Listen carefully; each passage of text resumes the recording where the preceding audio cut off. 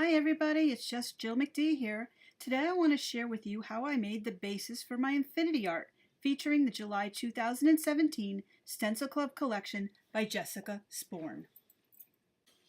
Making the base for the infinity art is really easy to do. First, let's talk a little bit about the supplies you'll need. This project starts with cardstock.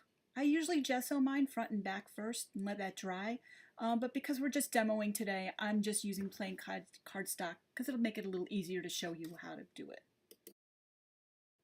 You're going to need some adhesive glue. I like Eileen's tacky glue, but any kind of adhesive will work as long as it adheres paper. Also, you might even consider, if you've got it, some double-sided tape. Some washi tape will help a lot in this project. You'll also need a paper scorer and a bone folder. In addition, you're probably going to want either some scissors or I like to use a paper trimmer. The first thing you're going to do is you're going to cut two 4-inch squares out of your cardstock.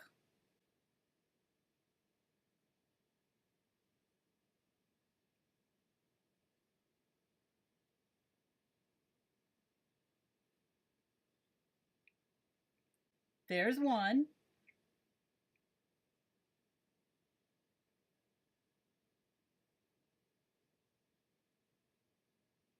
There's two.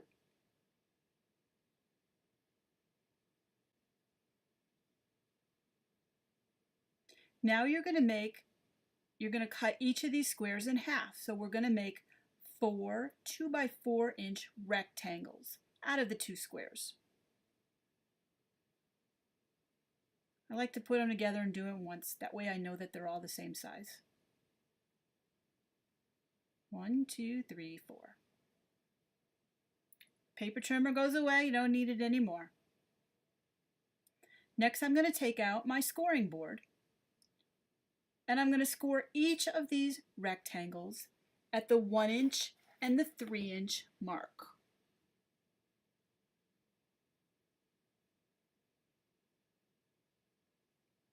One-inch, 3-inch.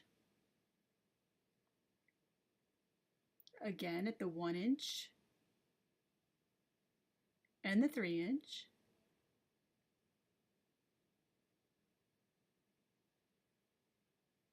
Third time.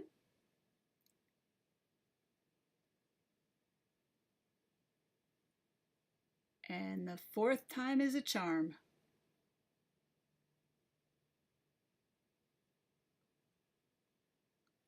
Okay, so now what we're left with, if you look, we can put our squares together, to our 4 rectangles back together to make 2 squares.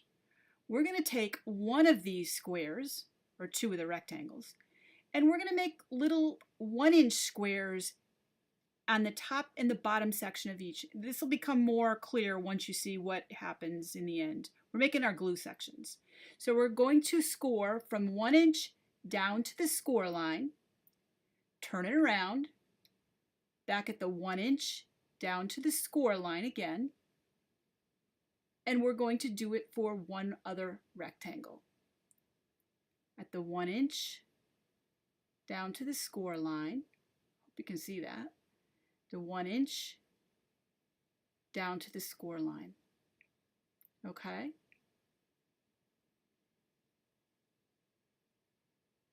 You don't need that score pad anymore. So now if we put our squares back together again, what we're going to do, I'm going to mark here the 4 corners of one square. That's why we made that score line, so we could see where that 4 corners were. This is going to be our glue area. Okay? So I'm going to take my glue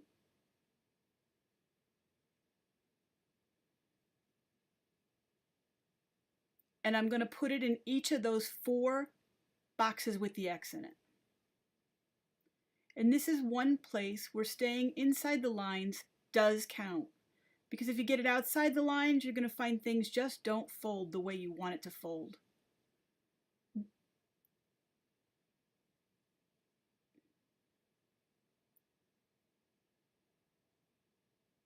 And now for the glue in the last box.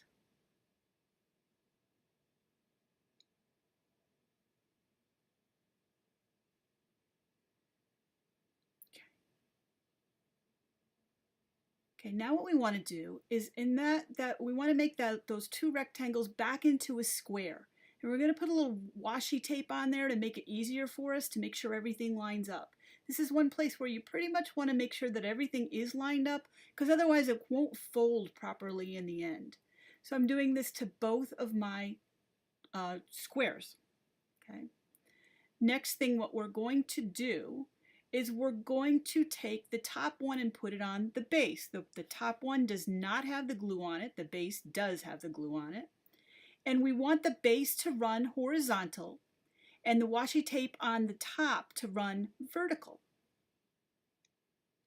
So you're just going to place it on top of there, and you're going to try the best to make sure that all your corners are lined up.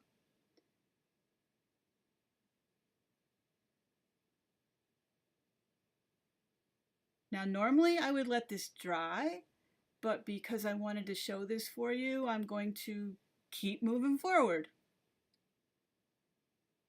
So now you can take off the washi tape off the first top layer, and you make your first fold. You just fold it from front to back, front to back. You're going to take your bone folder and make those creases. Just smooth them in. Okay, now take off the washi tape, the second piece of washi tape, and you're going to fold from the top to the back and from the bottom to the back. And you're going to make those creases with your bone folder. And finally, you're going to fold from the right to the back and the left to the back. And you can fold that too, but you're pretty much all done with all your folding. Everything is there. And now it's ready for you to decorate, to paint, to stencil, and to have fun with it. So here's what my infinity art looks like after I stenciled it using Jessica Sporn's July 2017 StencilGirl Club designs. I hope you try doing this for yourself and that you have fun. Please share what you make, and have a good one. Bye.